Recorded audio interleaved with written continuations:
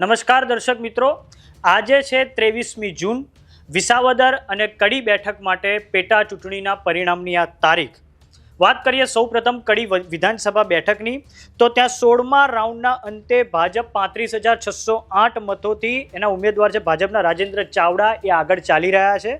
વાત કરીએ કોંગ્રેસના ઉમેદવાર રાજેશ ચાવડાની, તો એમણે ભાજપ પર ગંભીર આરોપ લગાવ્યા છે અને ભાજપે કંઈક ગડબડી કરી હોય તેમને એવું લાગી રહ્યું છે. વાત કરીએ આમ આદમી પાર્ટીના જે ઉમેદવાર હતા કડીના, તો તેમનું નામ છે જગદીશ ચાવડા. તો તેમણે હાર સ્વીકારી લીધી છે અને તેમણે એવું કહ્યું છે કે 2027 માટે કાલથી જ આમ આદમી પાર્ટી કામ શરૂ કરી દેશે. તો આવો સાંભળીએ આપણે જગદીશ ચાવડાએ શું કહ્યું છે. છતાં બી કડીના ગામે ગામ હું પહોંચ્યો છું અને ગામની જનસંપર્ક મેં કર્યો છે, એ બદલ હું ખૂબ ખુશ છું. અને અહીંયાથી જ 2027નો માટે આવતીકાલથી જ કડી માટે કામ શરૂ થઈ જશે તમામ ગામે ગામ. જે મેં ગામે ગામ જઈને ગામના પ્રશ્નો સાંભળ્યા છે, ગામ લોકોની જે રજૂઆતો હતી એના પર મેં બધાના જે વચનો આપેલા છે, જે ગામના રોડ રસ્તાના પ્રશ્નો હોય, પાણીના નિકાલના પ્રશ્નો હોય, પીવાના સ્વચ્છ પાણીના પ્રશ્નો હોય કે સ્કૂલના પ્રશ્નો હોય, એ બધા પ્રશ્નો પર આવતીકાલથી એમનો દીકરો કામ શરૂ કરી દેશે. અને મને આટલા શોર્ટ ટાઈમમાં કડીના રહીશોએ જે આશીર્વાદ આપે એ બદલ હું સૌનો આભાર વ્યક્ત કરું છું. બેન, હા, ઉમેદવારી તો મારી પાર્ટીનો કોઈ બી હશે, પણ હું મારી પાર્ટી માટે, મારી પાર્ટીના ગામડે લોકોના દિલ સુધી પહોંચાડવા માટે હું આવતીકાલથી જ મચી પડીશ. કડીમાં કેમ આમ આદમી પાર્ટી ધાર્યું પરિણામ ન લાવી શકે? એટલે એકચ્યુઅલમાં તો કડી આમ આદમી પાર્ટી ધાર્યું પરિણામ ના હોવાનું રીઝન એ છે કે આમ આદમી પાર્ટી અહીંયા ઘણા લાંબા સમયથી સક્રિય નથી. બરોબર, અમારા જે ઉમેદવાર હતા એ એમને શારીરિક પરિસ્થિતિ થોડી ના હોવાથી અમને કામગીરી કરી શક્યા નથી. અને મને મોરચો મળ્યો એ 7-8 દિવસ જ થયા છે. જો 2-3 મહિનાનો બી મોરચો મળ્યો તો હું ગામે ગામ પહોંચીને એમના સમસ્યાના નિવારણ માટે દોડધામ કરત ને બધું કરત. પરંતુ ઠીક છે, 7-8 દિવસમાં પબ્લિકે જે મને પ્રેમ આપ્યો છે, પ્રેમ માટે હું ખૂબ ખુશ છું.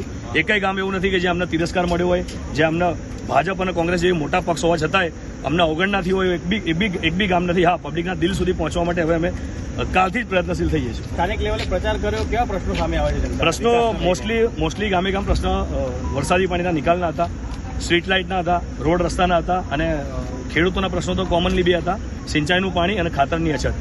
પછી મોટાભાગની ગામની અંદર સ્કૂલોની અંદર ગણિત અને વિજ્ઞાનના શિક્ષકોની અછત જોવા મળી છે, તથા લગભગ 90% ગામડાની અંદર 7મા ધોરણથી ઉપરની સ્કૂલ જ નથી. એટલે બેઝિક સાવ અંતરિયાળ ગામડા હોય, કડી ના હોય, કડીની અંદર ઉપમુખ્યમંત્રી જેવા મોટા નેતા આપ્યા હોવા છતાંય જે કડીના ગામડાઓના અમે પ્રશ્નો જાણ્યા છે એના પર અમે કાલથી જ કામે લાગી જશું. અને અમે આંદોલનની રાહે અમારાથી જેટલું અપાશે, અમારી જેટલી શક્તિ હશે એ હું કડી માટે કાલથી કામ ચાલુ કરીશ. વિકાસ નથી. જી. તો પછી ભાજપના મત કેવી રીતે વધુ? ભાજપના મત એકચ્યુઅલમાં ભાજપ ગામડે અને પેજ પ્રમુખ સુધી પહોંચેલી પાર્ટી છે. અને ભાજપના જીતાડવા માટે ત્યાં એના પેડ માણસો રાખેલા છે. તમે સમજો, પેજ પ્રમુખ સુધીના કામ મળી રહે. ગામની અંદર ભલે 100 જણા રહેતા હશે, એમાંથી 90 જણા કામ ધંધા વગરના છે, પણ જેને ભાજપનો કેસ પહેરેલો છે 10 જણના ઘર ચકાચક ચાલતા છે. એટલે આખી પાર્ટી પેડ લોકો પર ચાલે. પેડ લોકો તો દોડવાના છે. અને બીજા એમના જે કતલની રાતના જે ધંધાઓ હોય છે તો આપણે બધા જગજાહેર વાકેફ છીએ. વાત કરીએ આપણે વિસાવદર વિધાનસભા બેઠકની, તો વિસાવદરમાં આપણે જે ગોપાલ ઇટાલિયા છે તે આગળ ચાલી રહ્યા છે. વિસાવદરમાં 18મા રાઉન્ડના અંતે આમ આદમી પાર્ટી 14,075 મતોથી આગળ ચાલી રહી છે.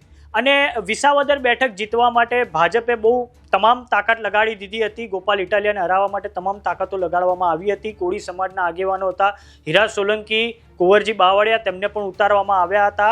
સાથે જ કિરીટ પટેલને આ બાજુ કિરીટ પટેલ માટે, ભાજપના ઉમેદવાર કિરીટ પટેલ માટે જયેશ રાદડિયાને જવાબદારી સોંપવામાં આવી હતી. પરંતુ હવે જે જનાદેશ આવી રહ્યો છે તેમાં દેખાઈ રહ્યું છે કે આમ આદમી પાર્ટી 18મા રાઉન્ડના અંતે ખૂબ આગળ નીકળી ગઈ છે 14,075 મતોથી. એટલે હવે કદાચ એ અપસે હવે પાછી ફરે કે કંઈ ઉપર નીચે થાય તે સંભાવના હવે ઓછી થતી જાય છે. પરંતુ ગોપાલ ઇટાલિયા જીત તરફ આગળ વધી રહ્યા છે. અને 2027 વિધાનસભાની ચૂંટણીઓ માટે આ ખૂબ મહત્વનું છે, કેમ કે આમ આદમી પાર્ટી જે નરેટિવ બેટલ છે અપોઝિશનમાં કોણ આગળ, કોંગ્રેસ આગળ કે આમ આદમી પાર્ટી આગળ, તો એમાં કોંગ્રેસને આ 2 બેઠકોની પેટા ચૂંટણીએ ખૂબ મોટો સેટબેક આપ્યો છે. જ્યારે આમ આદમી પાર્ટીને એક કહેવાય ને કે આમ આદમી પાર્ટીને નરેટિવ બેટલમાં એ આગળ નીકળી ચૂક્યા છે કે ગુજરાતમાં ભાજપને જો ફાઇટ આપી શકે છે તો એ આમ આદમી પાર્ટી છે. તો આ બંને બેઠક પર જે પણ અપડેટ હશે તે માટે જોતા રહો જમાવટ. નમસ્કાર.